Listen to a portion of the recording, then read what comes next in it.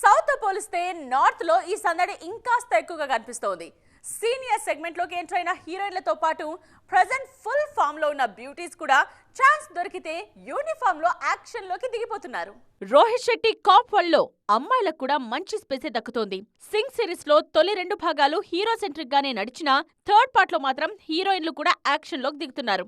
కరీనాతో పాటు police officer రోల్లో దీపికా పదుకోన్ కూడా గన్ పట్టుకుని రంగంలోకి దిగిపోయారు. B town star kid Sonakshi Sinha lead రోల్లో రూపొందించిన crime thriller web series Dahaad.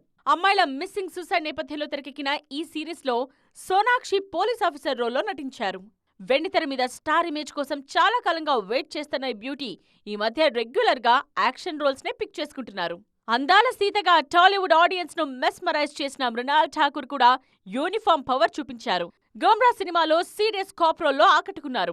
అయితే ఈ సినిమా సక్సెస్ కాకపోవడంతో మృణాల్ ఠాకూర్ కష్టం వృధా అయింది. ప్రజెంట్ డిజిటల్లో దూసుకెళ్తున్న యామీ గౌతమ్ కూడా రెగ్యులర్ గా యూనిఫామ్ లో కనిపిస్తున్నారు.